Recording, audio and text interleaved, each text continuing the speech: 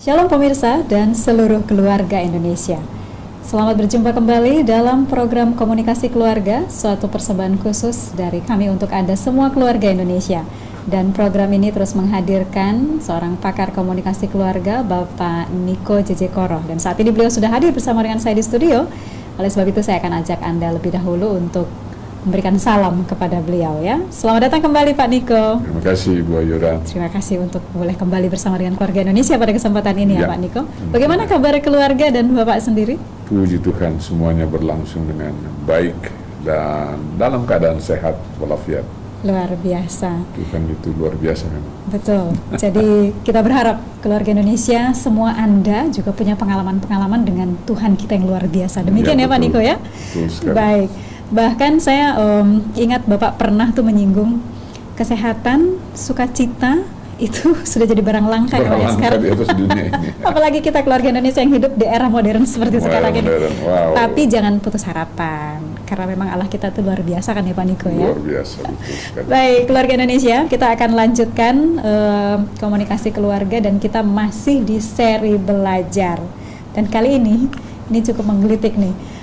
Pak Niko sudah menyiapkan satu topik bahasan, belajar untuk saling mengampuni dalam keluarga.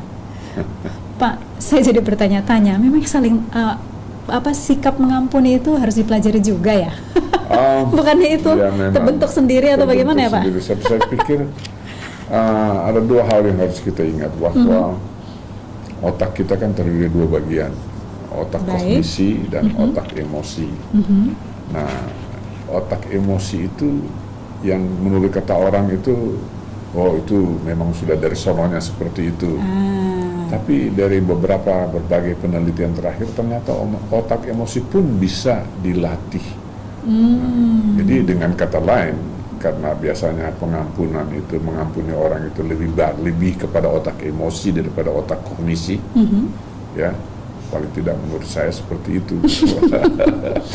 Ya itu memang melibatkan lebih banyak emosi, aspek kan? Emosi ya. Jadi sehingga dengan demikian menurut hemat saya bisa dipelajari dan bisa dilatih. Mudah sekali dikuasai oleh emosi kita dan mudah dikuasai oleh hal-hal yang sebenarnya tidak perlu terjadi di dalam kita, apalagi kita sebagai orang Kristen yang sudah diajarkan untuk saling mengampuni. Dan ternyata saling mengampuni itu kita harus belajar juga, agar kita boleh mengerti bahwa kalau kita tidak sebab, jelas kalau tidak mengampuni kita akan sulit masuk surga. Seperti itu Pak Niko ya? Seperti itu kan. Ya, jadi saya tertarik dengan tadi yang Bapak sampaikan bahwa itu memang harus dipelajari. Dan memang ada kecenderungan bahwa kita itu jadi lebih berpusat ke diri ya Pak ya? Iya.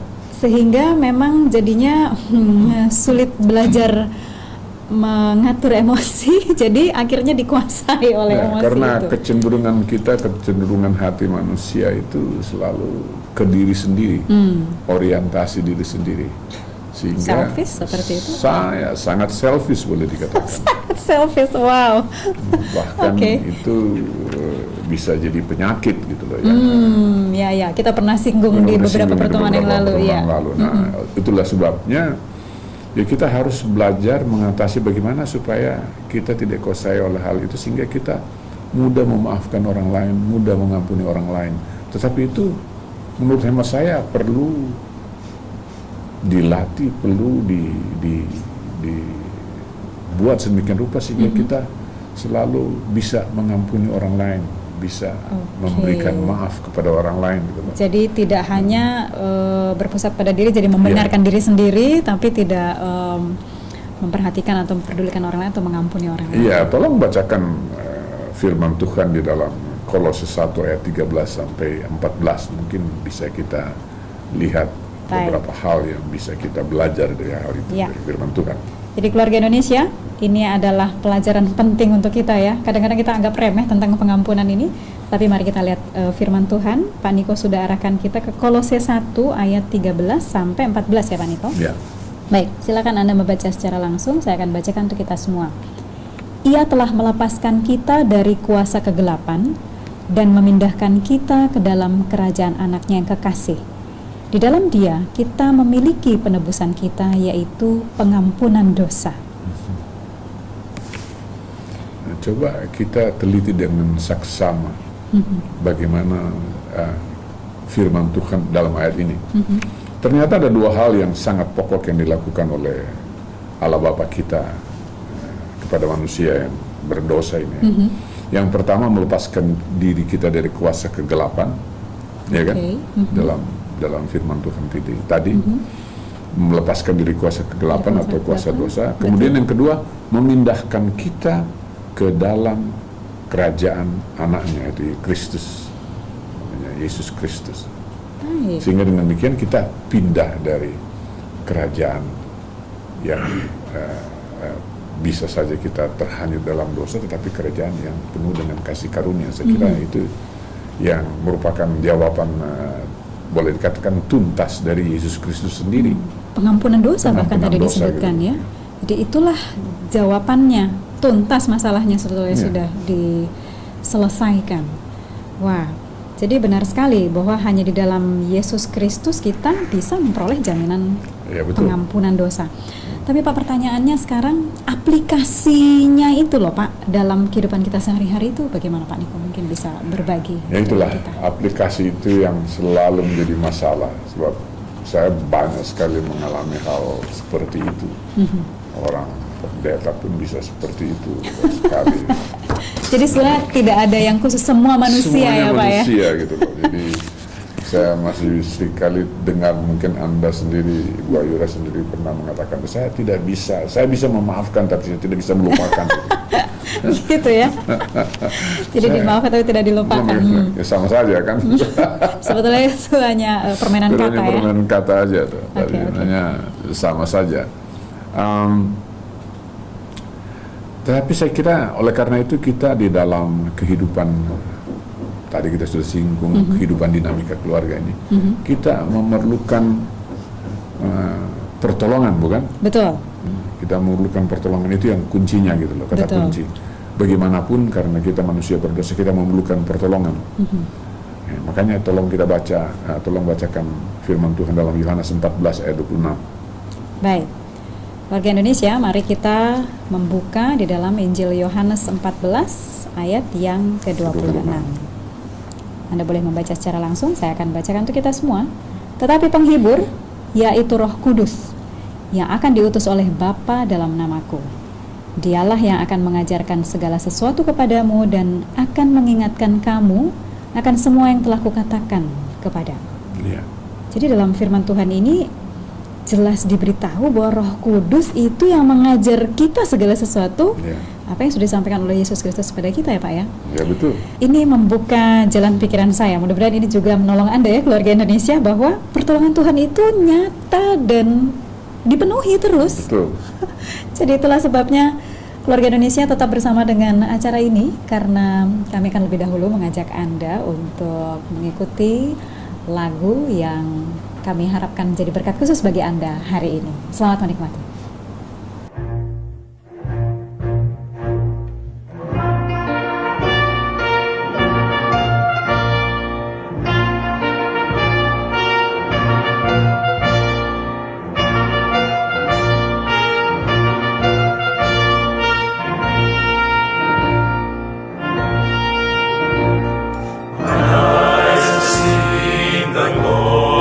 Of the coming of the Lord.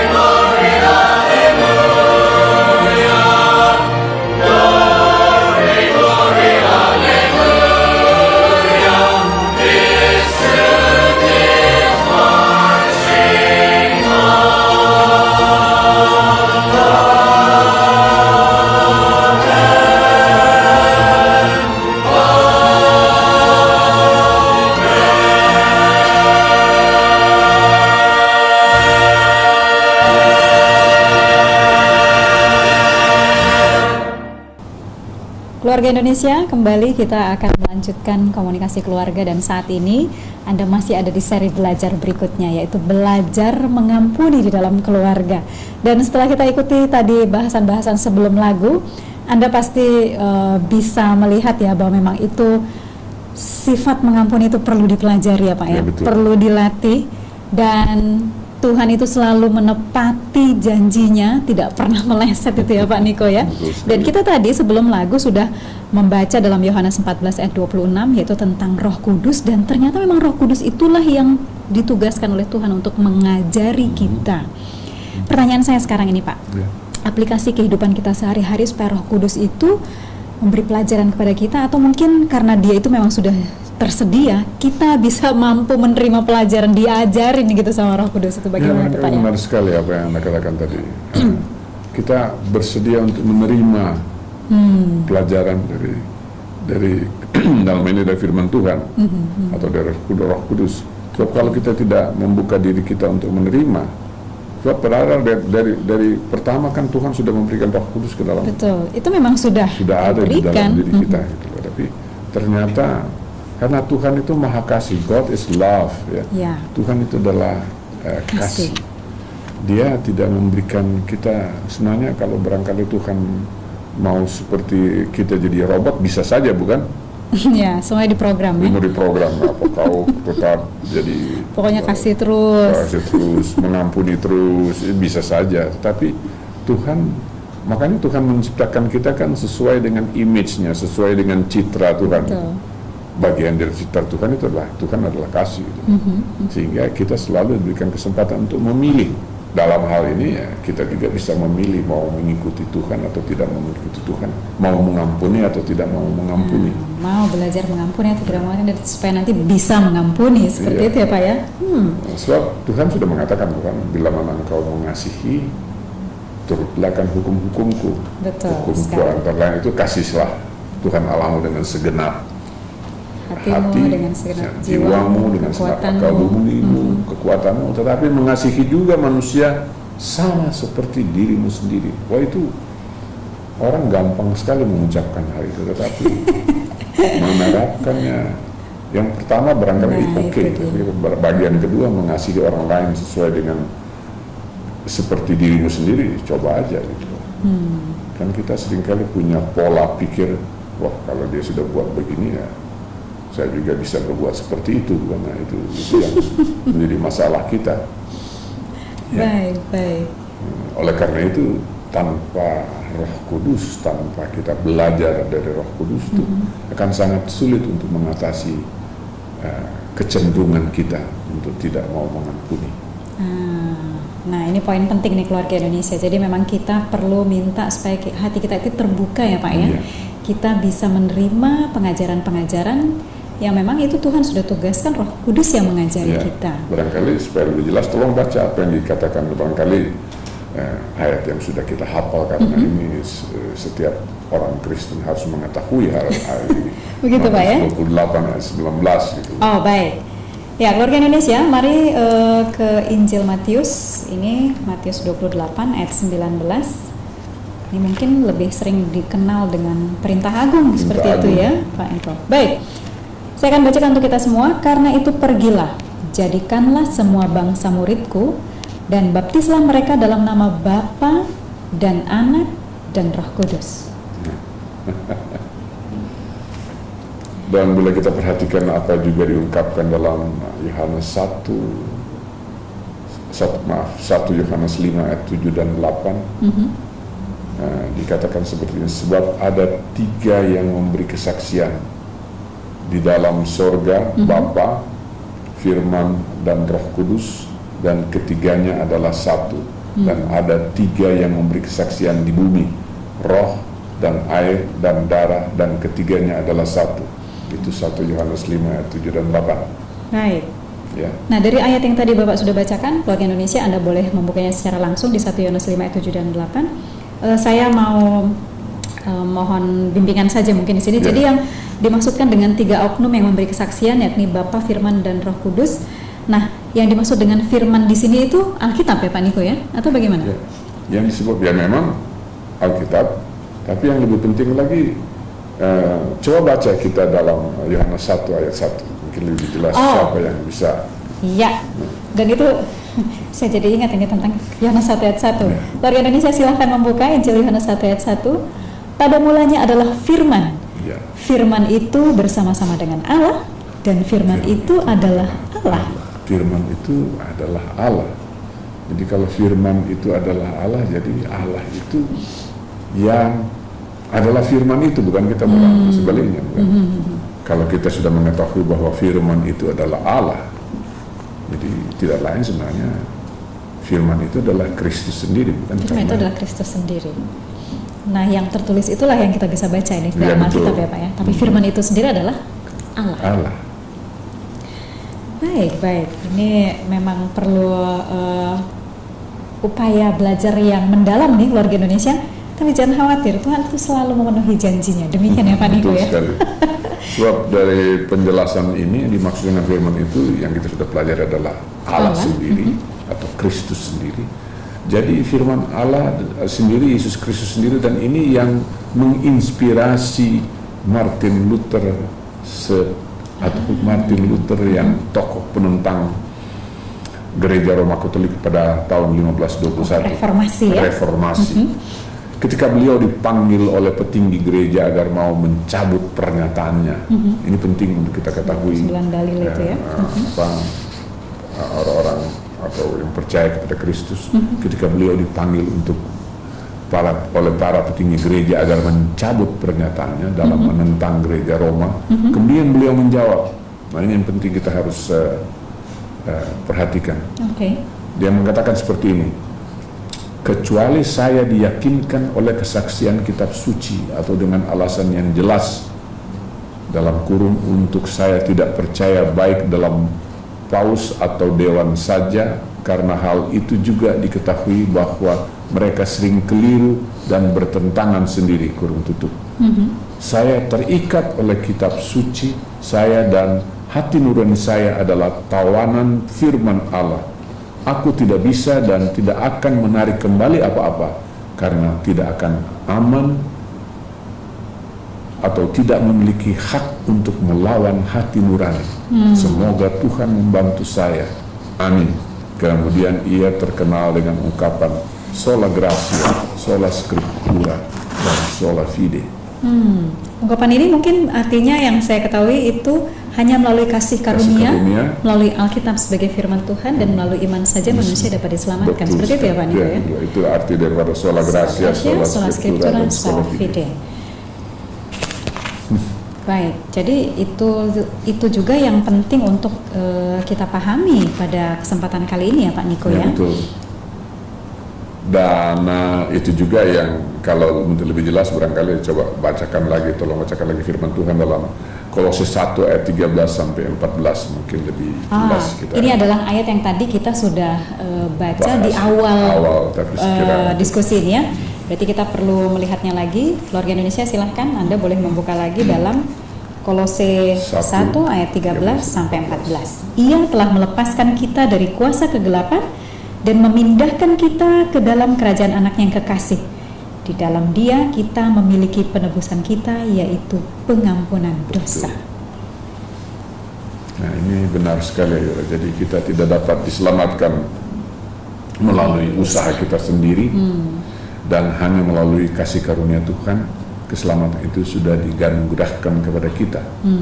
Dengan kata lain, dosa kita sudah diampuni. Oleh karena itu kita pun sebagai manusia harus juga mau mengampuni orang lain yang sudah bersalah kepada kita, bukan? Itulah sebabnya Yesus mengajarkan kepada murid-muridnya dalam doa Bapa kami, khususnya dalam firman Tuhan Matius 6 ayat 12 untuk mengatakan, dan ampunilah kami akan kesalahan kami seperti kami juga mengampuni orang yang bersalah kepada kami. Oleh karena itu juga Allah Bapa sudah mengampuni kita, ya kita harus mengampuni orang lain. Karena teladannya sudah seperti itu ya Pak? Iya, teladannya seperti itu. Coba tolong bacakan juga ayat dalam firman Allah, firman Tuhan Matius 6 ayat 14 sampai 15. Silakan Ira. Baik. Warga Indonesia, mari kita buka kitab suci dalam Matius 6 ayat 14 sampai 15. Saya akan bacakan untuk kita semua. Karena jikalau kamu mengampuni kesalahan orang, Bapamu yang di surga akan mengampuni kamu juga. Tetapi jikalau kamu tidak mengampuni orang, Bapamu juga tidak akan mengampuni kesalahanmu. Ini sudah nggak perlu lagi diterangkan ya Pak ya. Ini sudah sangat jelas bahwa kalau kita tidak mengampuni orang lain, ya kita tidak bisa diampuni. Dan ini saya kira kembali kepada istilah kita tadi sebagai pilar yang sangat penting dalam firman Tuhan untuk mengetahui keberadaan kita, di mana kita kalau kita tidak mampu mengampuni, kita tidak bisa mengampuni orang lain, ya kita tidak bisa diampuni. Itu saya kira, dan saya belajar dalam kehidupan saya selama ini, itu yang paling sulit barangkali. Begitu Pak Niko ya? Jadi ini memang jadi pergumulan yang dihadapi oleh setiap orang, bisa dikatakan seperti itu ya? Kalau dikatakan seperti itu, pergumulan yang dihadapi setiap orang, sehingga bagaimana supaya kita bisa keluar dari pergumulan itu, supaya kita menangkan pergumulan itu yang paling penting. Betul. Tentang mau mengampuni. Dan mengampuninya dengan tulus ya, bukan? Ya, dengan tulus, bukan mengampuni dengan berkata, oh ya saya bisa memaafkan tapi tidak bisa melupakan.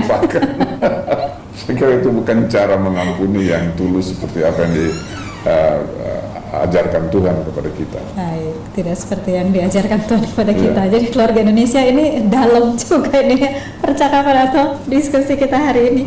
Baik, kalau begitu Pak, mungkin saat ini Bapak juga sebelum kita berpisah mungkin boleh memberikan penguatan atau mungkin ayat Alkitab yang penting lagi untuk kita dalam hal mengampuni. Iya, barangkali ayat terakhir yang kita bahas, barangkali yang coba baca Yakobus 2 ayat 17.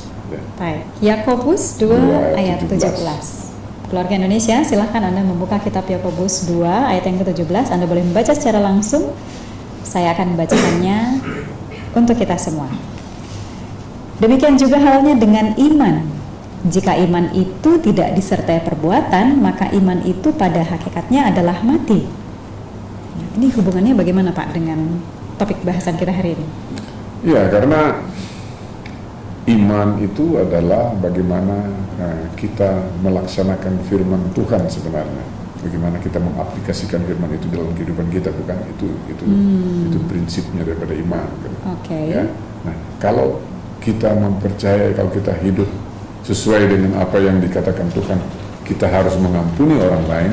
Tetapi kalau kita tidak mampu mengampuni orang lain, ya akan susah bagi kita. Oleh karena itu kita diberikan pertolongan oleh Roh Kudus untuk belajar mau mengampuni orang lain. Gitu. Baik, jadi ini menarik sekali kita memang perlu menerima untuk diajari itu ya Pak ya. Dan itu pasti mungkin. Bisa. Karena memang kemenangan itu sudah ada bersama dengan Kristus Tuhan kita. Jadi kalau kita beriman kepada Kristus, maka kemenangan itu pun menjadi bagian kita. Sebab hal yang paling penting barangkali coba bayangkan mungkin ini yang terakhir. Filipi 2 ayat 5 sampai 8. Barangkali situ. Ini sepertinya adalah hal yang pernah juga jadi penekanan diskusi kita sebelumnya Pak ya. Ini tentang berpikir positif nih. Baik, Filipi 2 ayat 5 sampai 8. Keluarga Indonesia Anda boleh membuka dan membaca secara langsung. Saya akan bacakan untuk kita semua. Hendaklah kamu dalam hidupmu bersama menaruh pikiran dan perasaan yang terdapat juga dalam Kristus Yesus, yang walaupun dalam rupa Allah tidak menganggap kesetaraan dengan Allah itu sebagai milik yang harus dipertahankan, melainkan telah mengosongkan dirinya sendiri dan mengambil rupa seorang hamba dan menjadi sama dengan manusia. Dan dalam keadaan sebagai manusia, ia telah merendahkan dirinya dan taat sampai mati, bahkan sampai mati di kayu salib. Jadi ini adalah satu hal yang perlu kita renungkan kembali ya Pak Niko ya, dalam keluarga dan secara khusus dalam kita belajar secara keluarga untuk mengampuni. Terima kasih Pak Niko untuk kesempatan hari ini dan pelajaran hari ini, dan keluarga Indonesia juga terima kasih untuk perhatian Anda. Biarlah kita terus secara keluarga mengandalkan Tuhan dan nama Tuhan dimuliakan melalui kehidupan kita. Sampai berjumpa kembali dalam kesempatan berikutnya. Tuhan memberkati kita semua.